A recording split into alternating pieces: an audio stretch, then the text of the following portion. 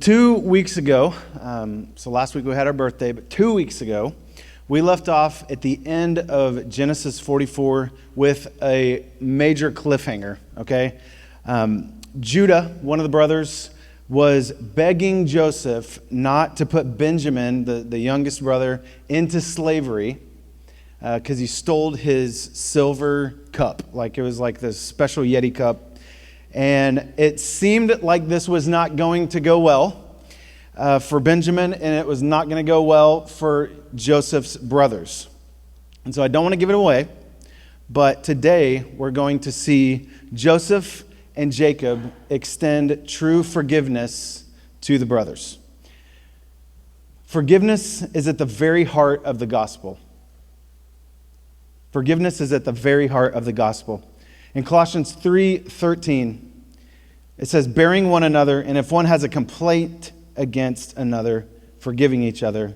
As the Lord has forgiven you, so you must also forgive. I don't know about you, but I have a few books that are kind of reference books for me, obviously aside from the Bible, that are books that have just really meant a lot to me, spoken a lot to me. One of those books is The Purpose-Driven Life. I read it a long time ago, and I've read it several times since then, and it's kind of been a reference book for me just in my life. And Rick Warren wrote this, and he explains that many people are reluctant to show mercy because they don't understand the difference between trust and forgiveness. Forgiving others must be immediate, whether the person asks for it or not. But trust, on the other hand, has to do with future behavior. And it will likely take time to build or rebuild. And he says this, let me just read it. It says, if someone hurts you repeatedly, you're commanded by God to forgive them instantly. But you are not expected to trust them immediately. And you're not expected to continue to allow them to hurt you. Forgiveness isn't sweeping stuff under the rug and saying what the person did was okay. That's not forgiveness. Forgiveness is not necessarily forgetting even what happened. But depending on the situation, it may require a time period of healing. This is going to date me, and I know that, but I hope some of you guys are with me. When I was a kid, we did not have smart boards at school. We had old school chalkboards. Raise your hand if you had one of those old school chalkboards. Oh, it makes me feel better. I'm not the only one. We had old school chalkboards, and whenever a teacher would ask, hey, could we get a volunteer to put maybe the spelling words or something up on the board, I always shot my hand up because, I don't know, it was just like cool to be the person that got to do that. Now, my handwriting was terrible. It still is probably. And so, that probably wasn't great for the class, but it was awesome for me. I enjoyed it. And I just remember if I messed something up, if I wrote a word wrong, no big deal. What do? You grab the big fat eraser and you erase it and then you just go again. And forgiveness works a lot the same way. It's the ability to erase and start over again. Today we are going to be in Genesis 45 and 46. And so I just want to encourage you to turn in your Bible there if you have one. If you don't have a physical Bible and you want one, just let me know. We have a box of Bibles. We would love to give you a Bible. And I will tell you, we do study in the ESV version of the Bible. More power to you. Whatever you want to study in is cool. But I'm just telling you, that's what is on the screen. That's what I use. And there is a reason for that. It's the most literal translation to the ancient languages, which is Hebrew and Greek. And so that's what I use. Like I said, there's lots of good translations, but if you're wanting to buy a study Bible or something like that and use a Bible that goes along with what we do, I'm just telling you, I've had several people ask lately, so I thought I would just share with you. We do study from the ESV here in the service. So turn with me to Genesis 45, and we'll just start in verse 1. And the last few weeks we've kind of read a little bit, and then I'll tell you a little bit. We're going to do that again today. we'll just kind of work through this because it is 2 chapters, and we won't be able to literally read every single verse. But I would encourage you to go back, read it again. So Genesis 45, verse 1, it says, "Then Joseph could not control himself before all those who stood by him. He cried," like he yelled, "'Make everyone go out from me.'" So you remember, looking back from the last time, he was upset with the brothers. He was very upset with them, and kind of going back and forth with one of the brothers. And so I promise you, these brothers thought, when he said, "Everybody get out of here," what do you think they thought? He's going to kill him. He's going to kill him. That's exactly what they thought. And let's keep reading. "So no one stayed with him when Joseph made himself known to his brothers. He wept aloud so that the Egyptians heard it, and the household of Pharaoh heard it. And Joseph said to his brothers, 'I am Joseph.' And then he says, 'Is my father still alive?' But his brothers could not answer him, for they were dismayed at his presence." I looked up the word dismayed in the Hebrew language, and this word means amazed, frightened, or terrified. And so you can bet these dudes were shocked and scared to death. They could not believe that this was their brother. This was a very private, very vulnerable thing that Joseph did. He said, "Everybody get out of here," because he wanted this to just be a private moment between him and his brothers. And one thing that you might notice is that it does not talk about an interpreter. And so before, it always mentioned this interpreter that was between them and kind of gave some distance. But what that means is he was speaking in Hebrew. He was speaking in the original language that the brothers would understand. And so he didn't need an interpreter. This was this private moment between them. And they're like, "This dude is Joseph?" Notice the first thing he said after he said, "I'm Joseph." He said, "Is my father alive?" You guys, he had this deep wound with not knowing if he's going to ever see his father before his father passed away. He was old. Let's keep reading. In verse 4, it says, "So Joseph said to his brothers, 'Come near to me, please.' And they came near, and he said, 'I am your brother Joseph, whom you sold into Egypt.'" You guys, Joseph showed his emotions. Joseph wanted his brothers to look him in the eyes. He was like, "Come here, come here." And I don't know if he showed him a birthmark. I don't know if they just needed to see his eyeballs. Maybe he had a big fake beard and he took it off and was like, "Look, it's me." I don't know. But I was thinking about this, and growing up, you see pictures of your grandparents when they were younger, and you're like, "Oh, wow, I can tell by their eyes that that's them." Now, their skin and some other stuff has changed since then, but their eyes are the same. I don't know, have you guys ever noticed that? Like, I look at like my grandma, she was a beautiful lady, but her eyes, they're exactly the same. I think that's what he was kind of doing. He was like, "Look me in the eyes. It's me. It's me." Let's keep reading. Verse 5, it says, "And now do not be distressed or angry with yourselves because you sold me here. For God sent me before you to preserve life. For the famine has been in the land these last 2 years, and there are still 5 years in which there will be neither plowing nor harvest. And God sent me before you to preserve for you a remnant on earth, and to keep alive for you many survivors." So Joseph now kind of shares with them his theology. And he's like, "Guys, all of this was God's plan. God is sovereign over everything, and even the bad stuff God can use to carry out his plan. God was with him, remember, in the pit? He was with him as a slave. God was with him in jail, and God is still with him." And Joseph is like, if I had to interpret this in my own way, I think Joseph is like, "Hey guys, seriously though, thanks. Thanks for what you did. I wouldn't be here if it wasn't for what you did. God used you to get me right here." Verse 8 says, "So it was not you who sent me here, but God. He has made me a father to Pharaoh. And when it says father to Pharaoh, that means like an advisor. He didn't like all of a sudden become his dad, okay? And Lord of all his house and ruler over all the land of Egypt. Hurry and go up to my father. Now this is talking about his father Jacob, okay? A lot of fathers get confusing. And say to him, thus says your son Joseph, God has made me Lord of all of Egypt. Come down to me. Do not tarry. Like, come on. Verse 10, you shall dwell in the land of Goshen, and you shall be near me, you and your children and your children's children and your flocks and your herds and all that you have.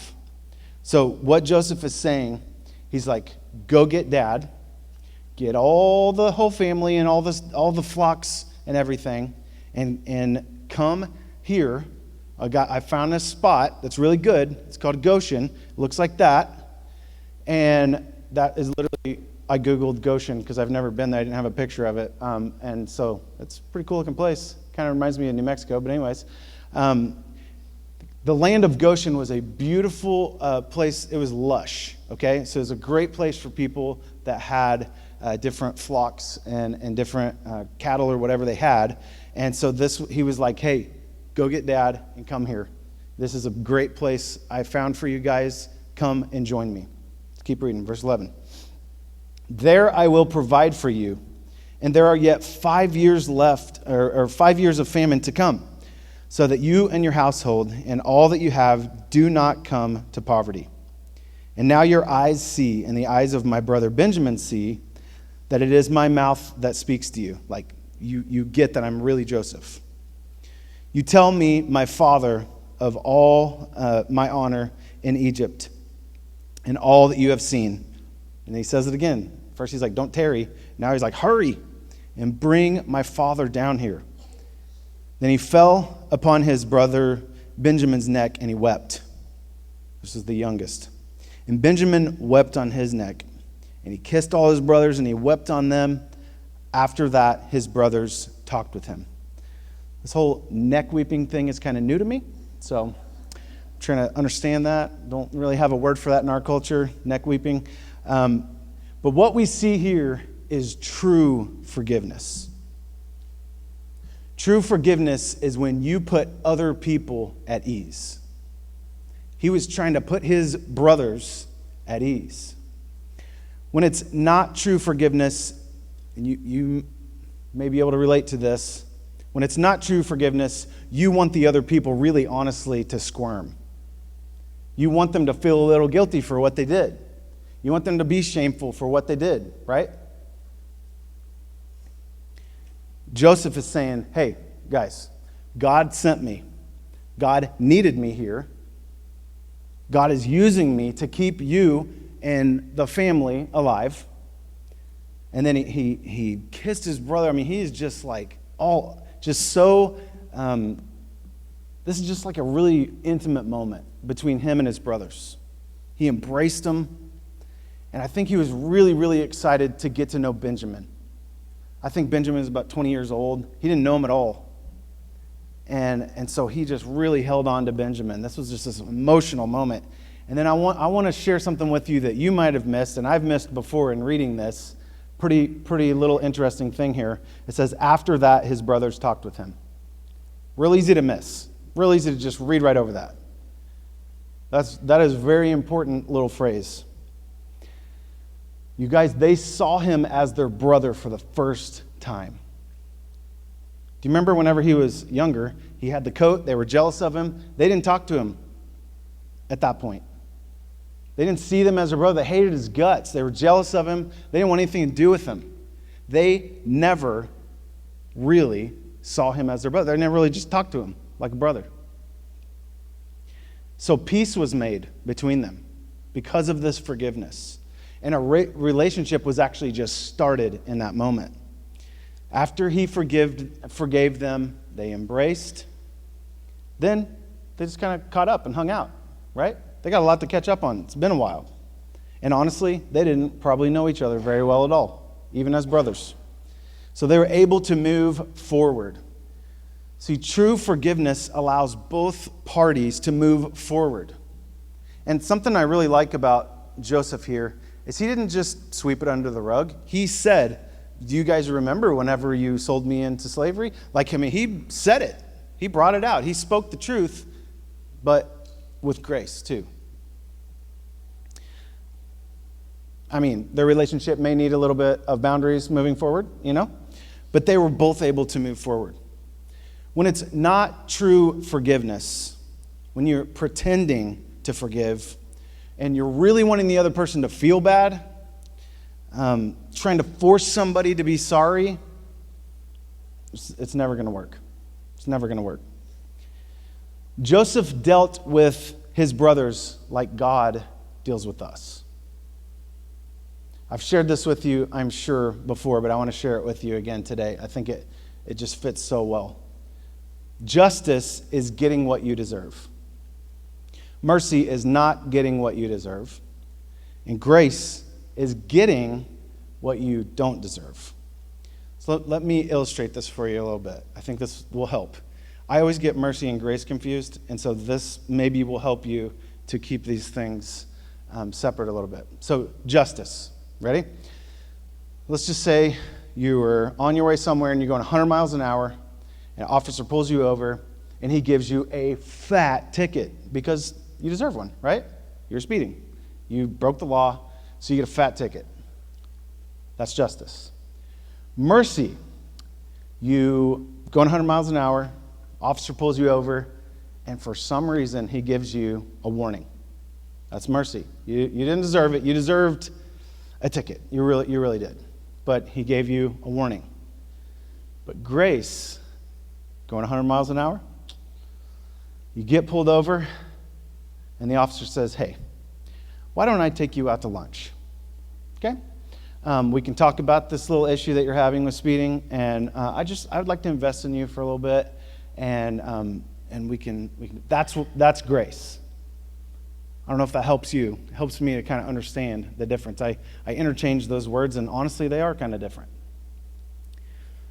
Instead of justice, Joseph dealt with his brothers in mercy and grace.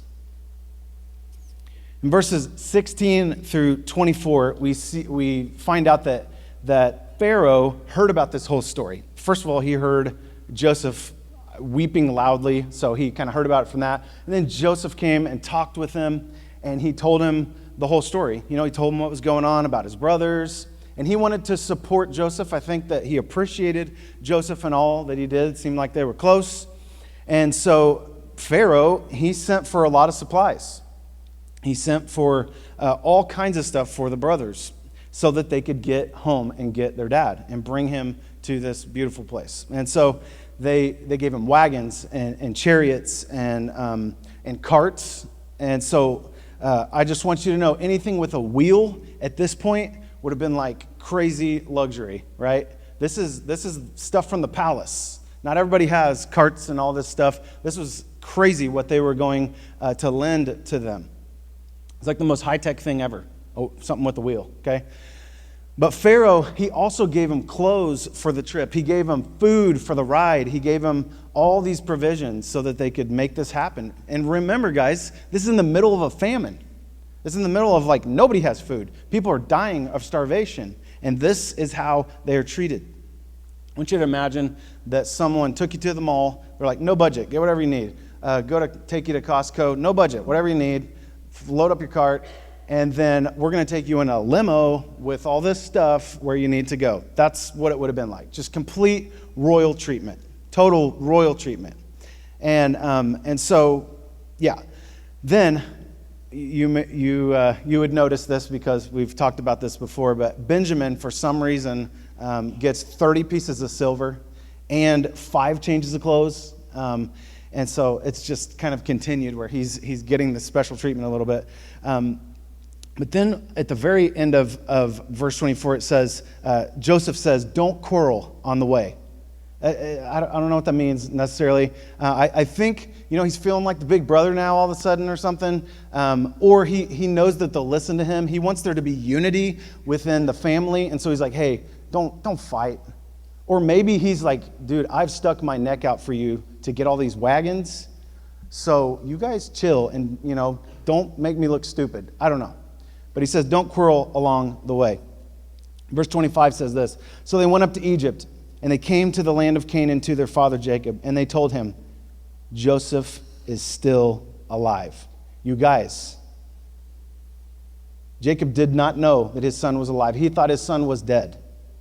Do you remember they brought that coat with all the fake blood on it? Well, it was probably real blood, but not Joseph's. And they brought it to him. For a long time, he thought his son was dead. And they told him, they said, he is the ruler over all the land of Egypt, and his heart became numb, for he did not believe them. But when they told him all the words of Joseph, and which he had said to them, and when he saw the wagons, that cracks me up. It's like, oh, okay, maybe this is true. That Joseph had sent to carry him, the spirit of their father Jacob was revived. And Israel said, that's Jacob, it is enough. Joseph, my son, is still alive. I will go and see him before I die. You need to know, Jacob is 130 right here. So he feels like he's coming to the end of his life, and he wants to see Joseph before he dies. You may have noticed here it said Jacob's heart became numb. He wasn't sure he believed him. He was just total shock, I'm sure. He's like, wow, no way. I'm going to go see him before I die. So something that is not addressed here necessarily that's here is that Jacob had to forgive his sons. They all lied to him, right? And he had to forgive his sons for making it look like Joseph had died. It doesn't even address it. But Jacob had to forgive them in order to move forward. He had to trust them to be able to travel with them and to make this journey with them that they were going to make. He had to believe them, which you could tell he was having a hard time until he saw the wagons and he was like, okay, maybe this is true. There may be some people in this room today that cannot move forward in life because they haven't forgiven someone. You're just stuck. You're so stuck. You may even be physically sick because you cannot forgive someone. Let's continue on to chapter 46 and verse 1. It says, so Israel, Jacob, took his journey with all that he had and came to Beersheba and offered sacrifices to God of his father Isaac, to the God of his father Isaac. So his grandpa was Abraham. His dad was Isaac. And both of those, his dad and his grandpa, both had stopped in this spot. So basically, they loaded up all their stuff in Canaan, and they got just to the edge of the city of Canaan. This is Beersheba. They just started their journey. Maybe it was like a day, I don't know. And they stopped, and he stopped in the same stinking spot where his dad and his grandpa stopped to hear from God. Okay, it's pretty cool. And so Abraham, way before this, had planted a tree there. Like, this is the spot where I stopped and I heard from God. And then Isaac had built an altar there. And he's like, this is the place where I heard from God. So Jacob is doing the same thing. It's very possible that he went to his dad's place, this special spot, and that's where he prayed. Pretty cool. Guys, it's healthy to look back and see the good. It's healthy to remember what God has done. We did that last week as a church. We celebrated 5 years of all that God has done, and we give him all the glory, man. And it was such a good week. And we even talked about a verse, praying a verse, looking forward as a church of Isaiah 40:31, and how we want to wait on God. We don't want to get ahead of him. We want to wait on God and hear from him. And he'll give us the strength that we need to move forward as a church, to move forward in our lives personally. Let's keep reading. In verse 2 it says, and God spoke to Israel in visions of the night and said, Jacob, Jacob. And he said, here I am. Then he said, I am God. That would be crazy to wake up to that. I am God, the God of your father. Do not be afraid to go down to Egypt, for there I will make you into a great nation. I myself will go down with you to Egypt, and I will also bring you up again. And Joseph's hand shall close your eyes. So Jacob stops to spend time with God, to kind of get a confirmation that he's doing the right thing moving forward and going to this place, to Goshen. And in the middle of the night, God wakes him up and just talks to him. And he's like, hey, this is God, and you're doing the right thing. Do what you're doing. Confirms it. He confirms that going to Egypt was the right move for that time. And can I tell you this morning that when God leads you to it, he will walk with you through it. You may have not seen it, but in verse 4 it says, I myself will go down with you to Egypt. God is saying, I literally will be with you as you're doing this. I'm not going to call you to something and then just leave you. If God calls you to it, he will walk with you through it. You can do anything as long as God is with you. I want to point something out here that, again, I like pointing out things that kind of jump out at me. And one thing that I just trying to understand what it meant, Joseph's hand shall close your eyes. What that actually means is that, in Hollywood, someone dies in the movies, their eyes just close. Well, that's really not what happens in real life. In real life, when someone dies, their eyes are still open, and someone, whether it's a nurse or whoever happens to be there, has to close their eyes. And it's this intimate moment between you and that person where, you have to see the end of their life. And so what God is saying is like, hey, Joseph, or hey, I'm going to allow you to be there when your dad passes away. Which, like we said before, this was a huge wound for him. He wanted to be there. And so, basically, this is gonna happen. This is gonna work out, which is so good for Joseph, so cool for Joseph. Such a privilege for him to be there. Such an intimate moment that he didn't want to miss. Let's keep reading in verse 5. It says, Then Jacob set out from Beersheba. The sons of Israel carried Jacob, their father, their little ones, and their wives in the wagons that Pharaoh had sent to carry him. They also took their livestock, their goods, like everything, okay, which they had gained in the land of Canaan, and they came into Egypt.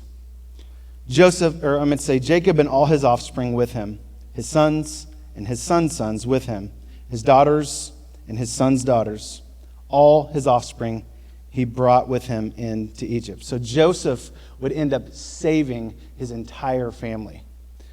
There's 70 people that are mentioned, and if you would read verses 8 through 27, it literally mentions every single one of those people, and I won't do that, okay? I'll let you guys read those names. But this huge list of names, every single person is mentioned. It's because every single person is important. And this shows also that Jacob had huge faith. He saved his whole family. Joseph had huge faith. And God saved his whole family. This was the right move for the whole family. In verse 28, it says, He had sent Judah ahead of him to Joseph to show the way before him in Goshen. And they came to the land of Goshen. And just so you know, this is 900 square miles of lush, beautiful land. And it has water on it, so it's good for people that have animals. Verse 29 says, Then Joseph prepared his chariot, and he went up to meet Israel, which is his dad, in Goshen. He presented himself to him and fell on his neck, and he wept on his neck for a good while. He showed his father honor. He showed him respect. He was just amazed that he was able to even see him. And this was another beautiful moment in this story. So he unites with his dad. This is an emotional reunion, a lot like the reunion with him and his brothers. And then, if you would read on just a little bit, Joseph plays the role of mediator. Joseph and his brothers and all them, they spoke a different language than these Egyptians. And so Joseph kind of mediated. I just want you to imagine, like, if you moved to a new place and somebody was like, hey, let me show you around town. Let me show you where, Walmart is. Let me tell you the best places to eat. Let me show you where the parks are. That's kind of what's going on in some level, but it's 70 people, okay? So it's a bunch of people. And so he sort of acted as the mediator to them and the Pharaoh.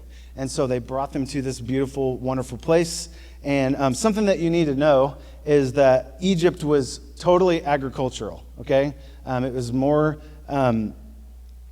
about farming in the sense of growing things. And so they considered sheep, the Egyptians, totally unclean. And so to bring these people into this land was actually kind of an abomination.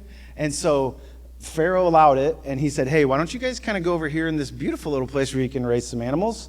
And so that's part of why Joseph needed to do some mediation, because they were sort of doing something under the radar maybe a little bit that wasn't like okay really for that time. So that's kind of interesting to know. But man, this is such a inspiring story of restoration, isn't it? Fresh start, God's sovereignty, and even forgiveness for Joseph and for Jacob. And to end this message, I want to do something that may seem weird to you, but maybe I'm weird. I don't know. And I just wanted to tell you, so like if you came to me as your pastor and you're like, hey, I need to forgive somebody and I can't do it. I'm struggling so hard to forgive someone, which I bet you in this room, there's several people in that space right now. I would love to get coffee with you. I'd love to sit down with you. And this is what I would say to you. Through what people have said to me, through scripture and different things, this is what I would say to you. So I just want you to imagine we're sitting down, we're getting some coffee together, and this is what I would say to you if you are having a difficult time forgiving someone or in the process of trying to forgive someone. Here's what I would say. Number one, I would say be honest about the pain. Working to forgive someone can only happen once you have admitted that you're hurt. I don't know about you, but there's times when I've just been like, it's fine. It's fine. Or, you know what? That's just how they are. So, and we just kind of blow it off that, and we don't really admit that we're actually hurt. The second thing is to process the pain. It's healthy with God, through prayer, with a friend, with a counselor, to feel your feelings. God gave them to you for a reason. It's okay to be upset, to be hurt. Those are feelings that God gave us. They're real. It's good to talk it out with somebody that you can trust. Process the pain. Number three, remember God's forgiveness. I would just encourage you that it's helped me to forgive others, just to remember the way that God has forgiven me. I didn't deserve it. I didn't earn it, but God has given me so much grace. We can't hold on to anything. Why would we hold on to things and not forgive when God forgives us? Number four is, it's literally a biblical command to forgive. The Lord's Prayer says, forgive us our trespasses as we forgive those that trespass against us. It's an expectation that we'll forgive. Number five is let go of the hurt. I think this is probably the hardest part, or at least it is for me. The enemy is so awesome at getting a foothold when we've made a choice to forgive someone. Because that wound is so fresh still, right? Don't allow yourself to replay things over and over and over in your mind. Don't go back to the thing. Forgiveness is a choice. Don't go back, Let go of the pain and choose to move forward. Don't give the devil a foothold. And the last thing is number 6 is pray for the person that hurts you. Matthew 5:44, it says, love your enemies and pray for those that persecute you. There is nothing more powerful of a witness of God's transforming grace if we are able to see somebody like Jesus sees them and begin to pray for them. I feel like in the process of forgiveness, if you can get to this point, you've probably really forgiven them. It's not easy to pray for somebody that's hurt you. Pray for the person that hurt you. You guys bow your heads and close your eyes. We're going to enter into a time of response, and I bet you that there's some people in this room that are holding on to some unforgiveness and experiencing some unforgiveness. And I just want to encourage you in these moments to surrender whatever it is that you're holding on to God. And remember, there's a difference between trust and forgiveness. And ask God to give you the ability to forgive. Help God, help us to see people like you see people, like you see us. God, help us to let go and forgive others the way that you've forgiven us. God, we're so thankful for Joseph and for this story. What an incredible example to us of forgiveness.